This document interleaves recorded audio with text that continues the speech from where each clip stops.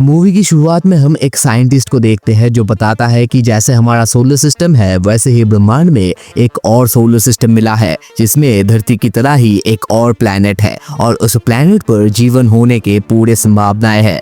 इस प्लैनेट का नाम दिया गया है प्लैनेट जी। साइंटिस्ट का मानना है कि जिस तरह धरती पर इंटेलिजेंट लाइफ है वैसे ही उस प्लैनेट पर भी इंटेलिजेंट बीइंग्स होंगे, इसलिए उस प्लैनेट से कांटेक्ट करने के लिए नासा 1 साल बाद एक सिग्नल डिवाइस बनाता है ताकि वो उस प्लैनेट के इंटेलिजेंट बीइंग से बातचीत कर सके, उन तक सिग्नल पहुंचा सके। इसी बीच जल्द ही स्पेस कम्युनिकेशन डिपार्टमेंट को 5 स्पेसक्राफ्ट धरती की तरफ बहुत तेज गति से आते हुए दिखते हैं।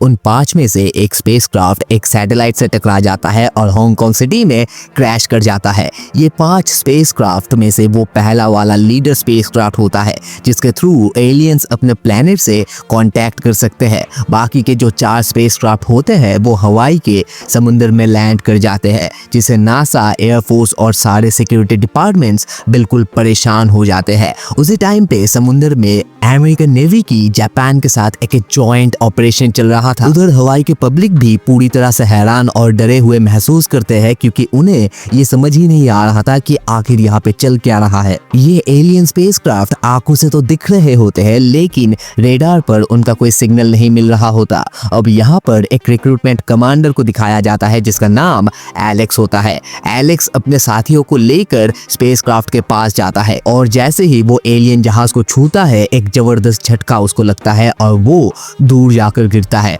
हालांकि इससे एलेक्स मरता नहीं। फिर उस स्पेसक्राफ्ट से एक तेज रोशनी निकलती है फ्लेयर की जैसा एंड वो उस स्पेसक्राफ्ट के चारों तरफ एक शील्ड जैसा क्रिएट कर देता है और इस शील्ड की वजह से नेवी के जितने भी सारे जहाज थे वो 2 हिस्सों में बढ़ जाते हैं। कुछ जहाज शील्ड के अंदर रह जाते हैं एंड कुछ जहाज शील्ड के बाहर रह जाते हैं। यहाँ पर नेवी की तरफ से उस प्रोटेक्टिव शील्ड पर फायरिंग की जाती है लेकिन मिसाइल्स और बॉम्ब्स का उस शील्ड पर कोई भी असर नहीं होता। जब एक नेवी का प्लेन शील्ड के अंदर घुसने की कोशिश करता है तो उस शील्ड से टकराकर वो तुरंत ब्लास्ट हो जाता है। इसका मतलब ये होता है कि ना कोई इस शील्ड के अंदर जा सकता है और ना ही कोई उस शील्ड के बाहर आ सकता है। साथ ही एलियंस ने इस प्रोटेक्टिव शील्ड के अंदर का पूरा कम्युनिकेशन सिस्टम जैम कर दिया होता है। मतलब जो लोग इस शील्ड के अंदर है वो बाहर की दुनिया से कांटेक्ट नहीं कर सकते और ना ही उनकी बातें बाहर पहुंच सकती है। फिर पानी के अंदर से 3 और बड़े-बड़े स्पेसक्राफ्ट बाहर निकलते हुए दिखते हैं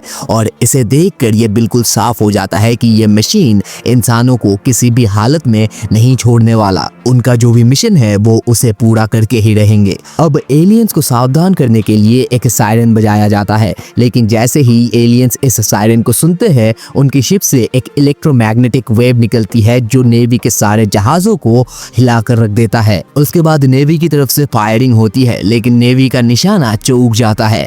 अब एलियन शिप उनके ऊपर हमला कर देता है और उनके 2 शिप्स को भी डिस्ट्रॉय कर देते हैं एंड इन 2 शिप्स में से एक शिप के अंदर एलेक्स का दोस्त भी था। अब एलेक्स शिप पर वापस आकर पूछता है कि अब इंचार्ज कौन है। वहाँ पे मौजूद सभी लोग ये कहते हैं कि अब सबसे सीनियर ऑफिसर एलेक्स ही है और इसी वजह से वही इस शिप का इंचार्ज बनता है और वो जो डिसीजन लेगा सब उसको मानेंगे।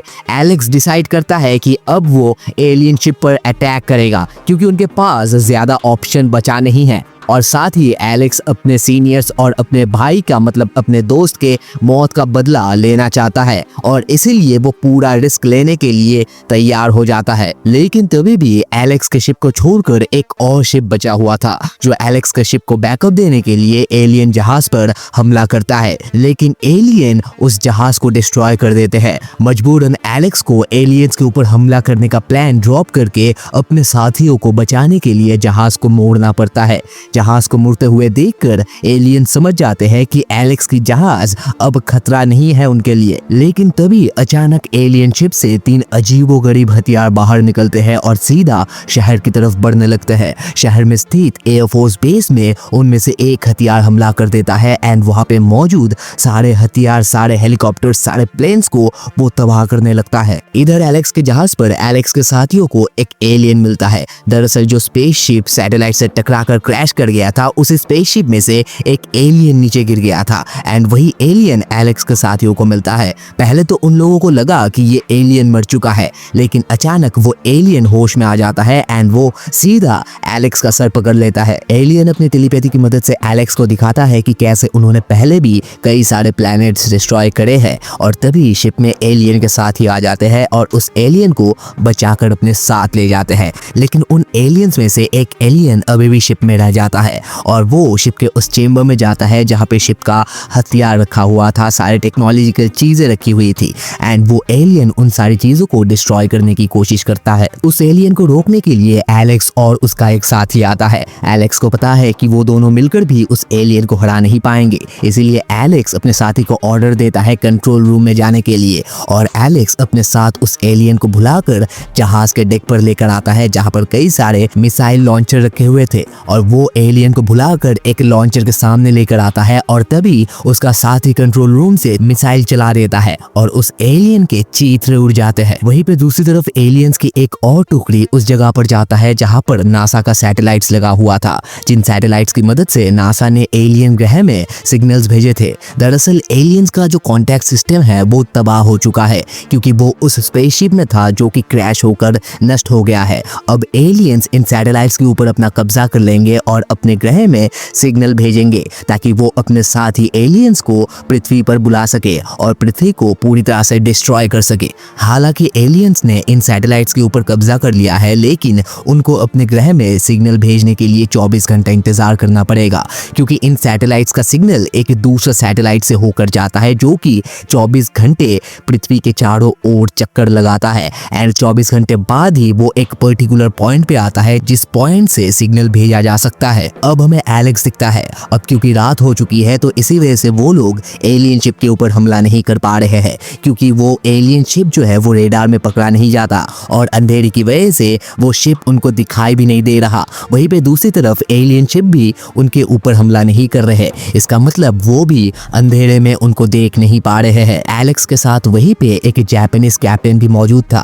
वो एक तरकीब निकालता है। वो कहता है कि समुद्र के बीच बीच में हॉल्ट रहते हैं एंड उन हॉल्ट में जब समुद्र की लहरें जाकर टकराती है तो वो एक सिग्नल छोड़ती है जिसकी मदद से वेदर फोरकास्ट भी किया जाता है। तो अब अगर हम हमारे आसपास के सारे हॉल्ट को स्कैन करें एंड अगर किसी भी हॉल्ट में समुद्र की लहरें थोड़ी सी अजीब लगे तो इसका मतलब ये है कि वो एलियन शिप वहां पर मौजूद है। एलियन शिप का पता चलने के बाद ये लोग एलियंस के ऊपर मिसाइल छोड़ते हैं एंड इस बार उनका टारगेट हिट होता है एंड दोनों एलियन शिप पूरी तरह से डिस्ट्रॉय हो जाते हैं। जहाज में मौजूद एलेक्स और उनके साथी बहुत ज्यादा खुश होते हैं और तभी नासा के सैटेलाइट साइट से एलेक्स की गर्लफ्रेंड और दो इंजीनियर एक स्पेशल डिवाइस की मदद से एलेक्स के साथ कांटेक्ट करने में सक्सेसफुल हो जाते हैं। कहानी की शुरुआत में ही हमने देखा था कि एलियंस ने जो शील्ड क्रिएट करा था उसकी वजह से बाहर का कोई इंसान एलेक्स के साथ कांटेक्ट नहीं कर पा रहा था, लेकिन एलेक्स की गर्लफ्रेंड और दो इंजीनियर ऐसा कर पाए उस स्पेशल डिवाइस की मदद से। एलेक्स की गर्लफ्रेंड एलेक्स से कहती है कि तुम्हें 4 घंटे के अंदर अंदर इस पूरे सैटेलाइट साइट को डिस्ट्रॉय करना पड़ेगा वरना 4 घंटे बाद एलियंस अपना सिग्नल अपने ग्रह में भेज देंगे एंड उसके बाद लाखों एलियंस हमारे धरती पर आ जाएंगे एंड हमारे धरती को पूरी तरह से डिस्ट्रॉय कर देंगे। और इतने में ही सिग्नल कट हो जाता है और इतने में ही उस हॉल्ट वाले रेडार में तीसरा एलियन शिप डिटेक्ट होता है। एलेक्स प्लान करता है अपने जहाज को इन पहाड़ियों के बीच ले जाने का क्योंकि जब सनराइज होगा कुछ ही देर में तो सनराइज की पहली किरण उस एलियन शिप के ऊपर गिरेगी और एलेक्स जैसा प्लान करता है वैसा ही होता है। वो लोग जहाज को पहाड़ के बीच ले जाते हैं और जैसे ही सनराइज होता है एलेक्स और वो जापानीज कैप्टन दोनों मिलकर स्नाइपर से एलियन शिप का कांच तोड़ देते हैं एंड कांच टूटने के बाद सनराइज जो है वो एलियन के आंखों में जाकर लगता है एंड वो लोग कुछ नहीं देख पाते और इसी पल का फायदा उठा के एलेक्स और उनके साथ ही सारे हथियारों से उस शिप के ऊपर हमला कर देते हैं और वो शिप पूरी तरह से डिस्ट्रॉय हो जाता है। अब आखिरी बचा हुआ एलियन शिप पानी से बाहर आता है और वो 3 अजीबोगरीब हथियार भी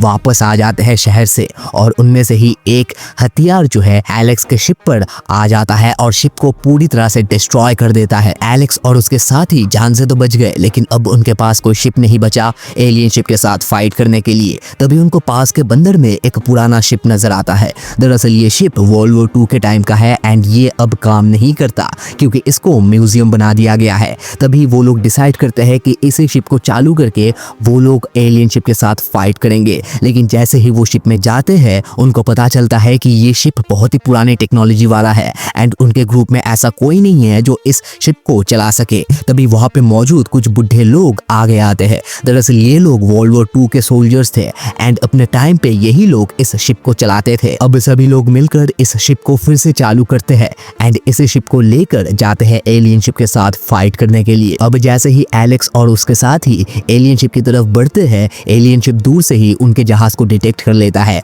और अपने हथियारों से उनके ऊपर निशाना लगा देता है। अब एलेक्स ऑर्डर देता है अपने जहाज के सारे हथियारों को दूसरी तरफ घुमाने के लिए और जैसे ही एलियन शिप उनके ऊपर हमला करता है, एलेक्स फिर से ऑर्डर देता है जहाज के एंकर को गिराने के लिए। जैसे ही एंकर गिरता है उनका जहाज वहीं पर रुक जाता है और एलियन शिप का निशाना मिस हो जाता है और तभी एलेक्स फिर से ऑर्डर देता है हमला करने का और इस बार भी एलेक्स के शिप का हमला सीधा जाके लगता है एलियन शिप के ऊपर एंड एलियन शिप को बहुत ही ज्यादा नुकसान पहुंचता है। अब कुछ टाइम तक उन दोनों के बीच बहुत ही ज्यादा फाइट होती है क्योंकि एलेक्स का जो शिप था वो बहुत ही पुराने टाइम का था तो वो काफी ज्यादा मजबूत था। इसी वजह से एलियन शिप का हमला कुछ ज्यादा नुकसान नहीं कर पाता उन लोगों का एंड फाइनली वो लोग उस एलियन शिप को डिस्ट्रॉय कर देते हैं और वो जो इलेक्ट्रोमैग्नेटिक शील्ड था चारों तरफ वो भी हट जाता है।